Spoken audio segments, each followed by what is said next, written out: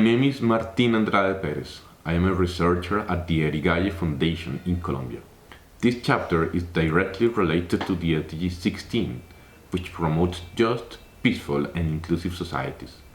It begins with a quick overview of the impact that conflict situations might have on living heritage. It then highlights how it is possible for traditional practices and expressions to contribute to peace building and even restore it. It can also foster reconciliation and re-establish security in conflict-related emergency situations. Every year, conflicts leave countless deaths worldwide. Moreover, thousands of displaced people are forced to leave their places. There's also a huge number of refugees and asylum seekers who find themselves in new places without cultural references, emotionally affected, and facing problems of adaptation and acceptance. Wars and conflicts also bring destruction and restriction of access to cities, houses, buildings, and sites of great cultural value, in addition to a very large impact on sites with important natural resources. The psychological prints and spatial ruptures conflicts leave on individuals and communities are sometimes definitive, highly impacting the social fabric. The impacts of conflicts on intangible cultural heritage are linked to all of the above. They can be summarized in three main issues. First, death and forced displacement affect the number of practitioners of traditional practices. Second, conflicts alienate people from their land and restrict access to places and spaces that are vital for the viability of intangible cultural heritage.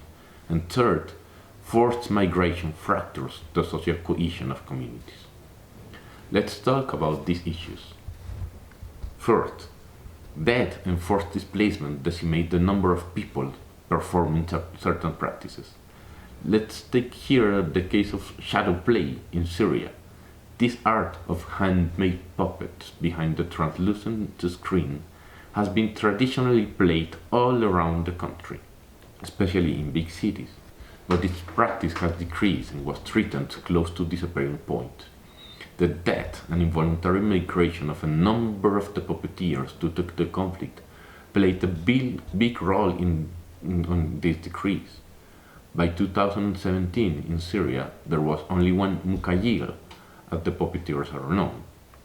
Without practitioners, no transmission is possible, so in 2018, shadow play was inscribed on the list of intangible cultural heritage in need of urgent safeguarding, and the proposed safeguarding measures are focused on supporting transmission activities.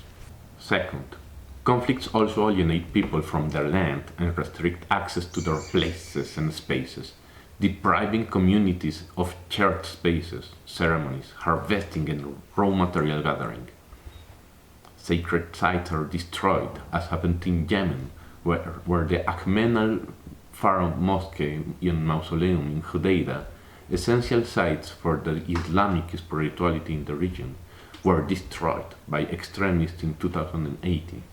These sites are part of a list of hundreds of mosques and shrines that have been bombed and vandalized during the Yemen conflict. They are not just casualties of war, but an intent of erasing collective memory, religious diversity, and of course, all the practices and traditions related to this history. Third, forced migration fractures the social cohesion of communities. This effect of conflict is invisible, difficult to detect and measure. Bearers, youths, and families disconnect from each other, thus destroying their collective memory, transmission, and shared traditions. But despite wars and conflicts, intangible cultural heritage could be an instrument to unite people, allowing them to cope with tragedies. In his project Children's Games, Belgian artist Francis Alice documents how games reflect the local culture and help to promote healing and community cohesion. As part of this project, he traveled to refugee camps in Iraq and conflict zones in Afghanistan, and found that the traditional games remain alive, having a playful and healing power that brings children together around a common purpose despite the surrounding condition. In cases of forced migration, intangible cultural heritage can also serve to heal wounds and bond the community. In the multi-ethnic region of North Kivu, in the Democratic Republic of Congo, where hundreds of thousands of refugees and displaced people have arrived over the last 25 years, UNESCO implemented a community-based needs identification methodology for the safeguarding of intangible cultural heritage.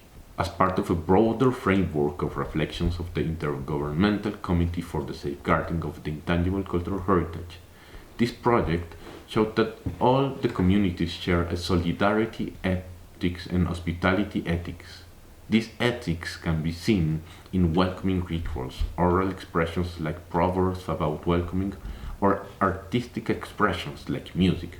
But the project also demonstrated that some oral expressions, games, culinary traditions, or traditional practices that contribute to the subsistence of homes allowed the resocialization and integration of displaced people. Intangible cultural heritage and its safeguarding activities are also important means to re-establish a dialogue between adversaries, restore peace, and strengthen security. In fact, intangible heritage has become an effective strategy during symbolic reparation processes in post-conflict areas. In the small municipality in Conejo, situated in the north part of Colombia, a UNESCO International Assistance Project has been implemented for the inhabitants to feel closer and accept the former guerrilla combatants who were there when the conflict ended. The project aimed to rebuild the social structure of the communities through the strengthening of common practices, the construction of collective memory, and the creation of new joint practices. Intangible cultural heritage was seen in this case as a basis for resilience, reconciliation, and the construction of peaceful environments. Some of its achievements are the generation of stories of collective memory, the creation of social coexistence agreements, or even working together to collect traditional practices and shared expressions. Symbolic repair, cultural healing, and recovery of the social fabric make intangible cultural heritage in post-conflict and peace-building scenarios of particular relevance. Therefore, the safeguarding of intangible heritage in conflict zones is crucial. In Côte d'Ivoire, where many traditional practices as traditional dances, traditional systems of organization, or craftsmanship were suppressed or banned during the conflict that took place between 2002 and 2011, UNESCO supported a project for the inventory of intangible cultural heritage. The state of Côte d'Ivoire, having the challenge of reconciliation forehand, understood intangible heritage as a factor of rapprochement, exchange, mutual comprehension, and social cohesion of the communities. In this context, the implementation of the project was seen by the state as a vector for the consolidation of peace and lasting stabilization in the country.